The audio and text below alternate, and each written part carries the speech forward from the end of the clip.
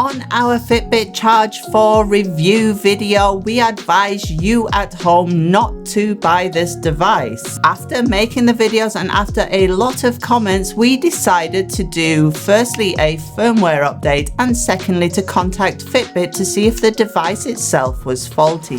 Thank you Fitbit support for coming back to us. They inferred that we do not have a faulty unit and that we just needed to do some restarts. So that is exactly what we did. However, we decided to put it to the test, but against another Fitbit to make sure that the heart rate was indeed reading correctly. So now we have, there is a big difference between the standard edition and the normal edition of the Fitbit Charge 4. One Fitbit Special Edition and a Fitbit Normal Edition that we are putting head to head and making sure the heart rate on both of them runs as it should do. We will also show you what has been fixed with the latest firmware update for the Fitbit Charge 4 and really what hasn't been fixed. But I really encourage you guys to watch the video all the way until the end. You may find that we will answer your comments halfway through.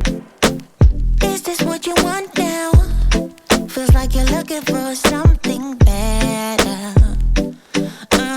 The step count. And when you look at our last video, we had some really interesting results, and that was a big discussion point in our comment section as well. People suggesting that we don't understand how step counts work. It should be simple, really. When you look at the latest firmware update for the fitness tracker for the Fitbit Charge 4, some of it seemed to have been fixed, and I was sitting down, it didn't count the steps anymore, which it did before. So I was sitting down for 10 minutes, no steps have been added. So we have an actual step count here of 300 steps. On the left hand side is the Fitbit Charge Special Edition. That's the one we've done our original video with, and then we got a new one to see and compare them both. And both are really in line.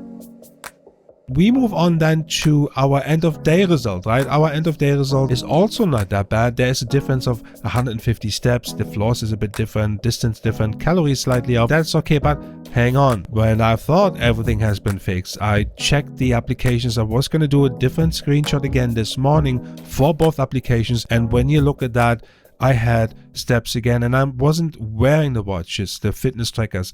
None of them were on my arm overnight or this morning. I am pleased to say Spotify has been fixed with the latest firmware update for the Fitbit Charge 4. So as you see, the steps have been fixed to a certain extent, but what about the heart rate? What will the heart rate results show? Fitbit does not believe we have a faulty Charge 4.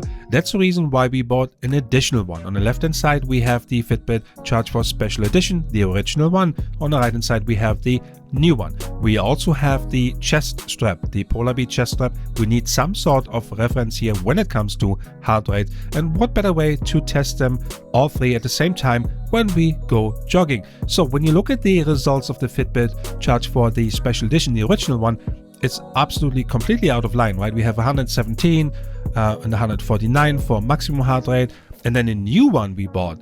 That's actually not bad. That's almost in line with the Polar Beat and the chest strap. And at this point, we really actually thought that we may actually have a faulty unit. After the first jog, I started to become a little concerned for my own health. I was worried that the heart rate difference between the left arm and the right arm was so significant that it could show issues with my own health. I had read an article recently on the differences in heart rate and differences in blood pressure monitoring between the arms, and that it can show a possible blood clot, for example, or arterial problems.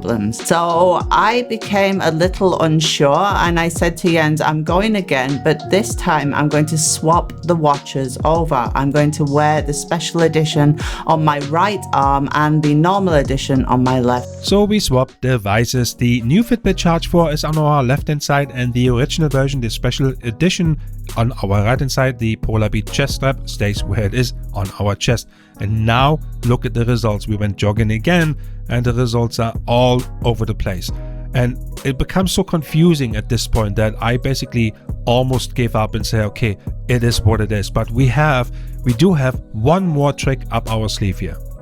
After the second jog, the information was so bizarre. It was so out. I had expected the special edition on my right arm to be in line with the Polar Beat and the normal edition then to show lower, because I thought it was a problem with me. They were so out, both were out. It just didn't even come into a normal sense of heart rate monitoring. So I turned to Jens and I said, I have no option. I have to go home. I have to get other devices and test them against the Polar Beat. So I went home and I got the two Apple Watches. I wore Jens's on my left arm and my Apple Watch on my right arm, and the results are super interesting.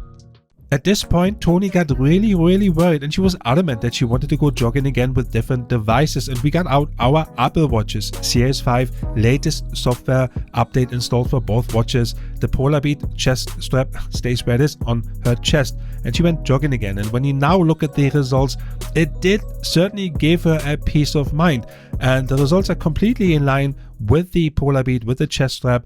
And you know what? For this video, I'm gonna let you guys draw your very own conclusion here. Is this what you want now? Feels like you're looking for something better.